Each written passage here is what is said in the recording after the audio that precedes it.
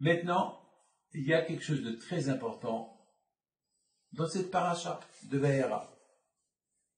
Mais avant que je vous raconte ce qui est important, cette semaine, Baruch Hashem, nous avons fait la Iloula de Rabbi Haïm Pito. Et Baruch Hashem, dans le monde entier, ils ont célébré la Iloula de Rabbi Haïm Pito de Casablanca. Rabbi Haïm Pito alav Shalom, il était, mamash, on peut dire qu'il était comme Abraham Avinu. On voit la paracha de cette semaine de Vaïra, de Vaïar. Akadosh Baruch Hu, il se dévoile à Abraham. Il vient pour voir comment il va, après la Brit Mila. Et au même moment que Akadosh Baruch Hu, il se dévoile à Abraham pour voir comment il va, Abraham Avinu, il voit des gens affamés, des pauvres. Il faisait très chaud ce jour là-bas. En général, la maison d'Abraham, toujours, elle est pleine. Et voilà, ce jour-là, il faisait tellement chaud que personne ne pouvait sortir dans la rue. Et Abraham, il avait de la peine. Abraham Avinu, il avait de la peine. Alors, il s'est passé que Abraham Avinu alav Shalom, il est sorti dehors. Il est sorti dehors pour chercher. C'est pas possible. Il n'y a personne. Ok, il fait chaud. Il n'y a personne dans la rue. Il voit qu'il n'y a personne dans la rue. Donc, Hachem, il a vu qu'Abraham, il souffrait. Alors, il lui a envoyé des gens.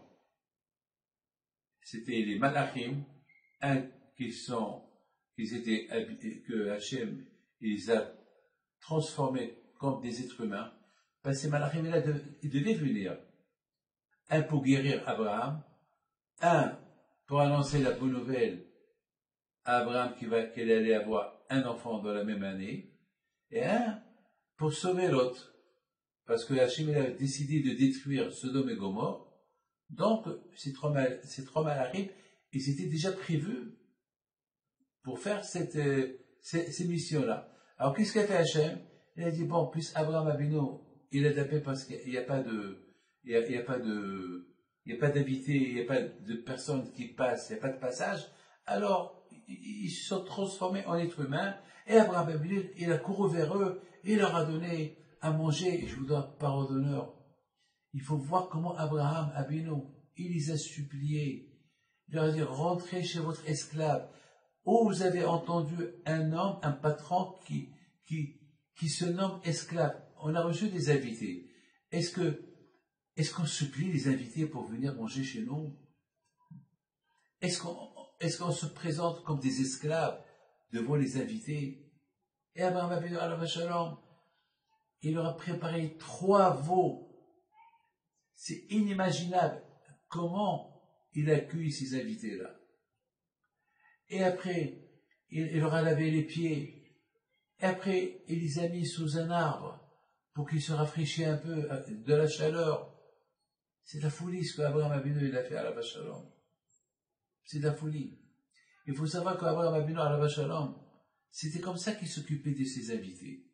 Beaucoup des fois, malheureusement, on invite des invités avec les invités avec lesquels on a un intérêt. Mais beaucoup des fois, lorsqu'il y a un pauvre, on va se contenter de lui donner quelque chose, et bye bye. Voilà, c'est tout. Abraham Avinu nous donne une claque. Il nous apprend dans la paracha de cette semaine comment accueillir les invités, comment être à leur service, comment il faut être debout devant eux. Et Abraham Avinu, non seulement ça, pendant qu'il leur prépare à manger, jusqu'à qu'il va leur faire du michoui, il va leur apporter un peu d'apéritif, comme ça, il grignote un peu. Et Abraham Avinu alav Shalom, pendant que ses invités vont manger, il va commencer à leur parler sur Akadosh Baruch Hu, que c'est lui le créateur. Et il leur faisait, vous savez mes amis, beaucoup de fois dans ma vie, j'ai rendu dans le bon chemin des gens, et qu'avec des repas. Lorsque je venais de me marier, avec ma femme, on habitait à Lyon, et je venais de construire la yeshiva de Lyon.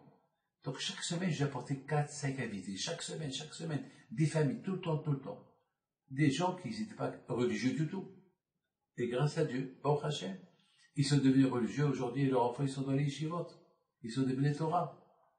Vous savez qu'avec un repas, on peut rendre les gens Tchouva, surtout le Shabbat. Parce que le Shabbat, on est décontracté, on a le temps.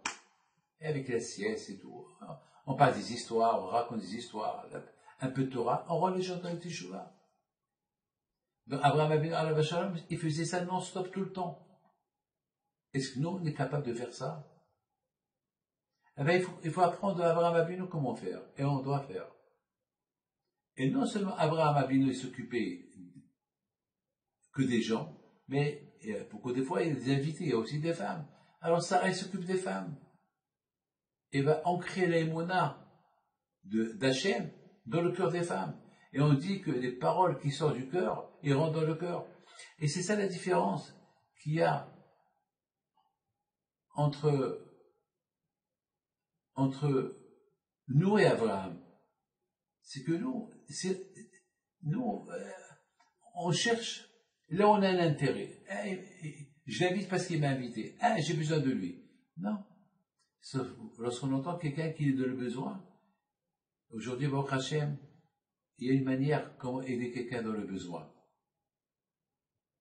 Baruch Hashem, il y a beaucoup de manières aujourd'hui. Rabotai, je voudrais vous dire simplement comment Abraham Avinu faisait du Hesed.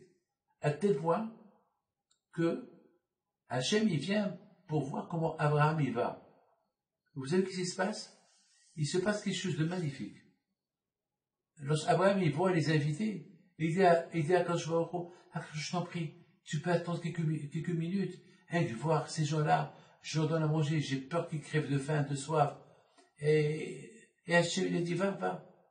Et à Kadosh Baruch Hu, il a attendu une demi-journée, en train d'attendre Abraham, jusqu'à qu'Abraham il a fini avec ses 3 invités.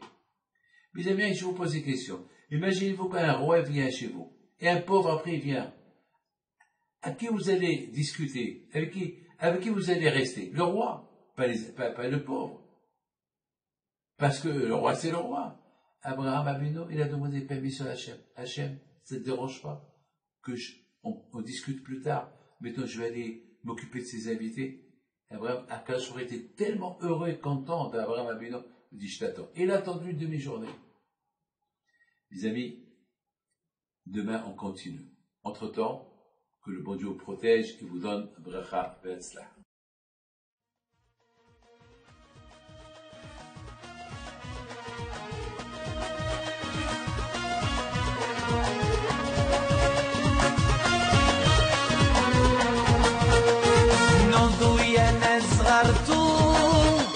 على ربيع يمكنتم وقف لنا زي خوتم يا وز خوت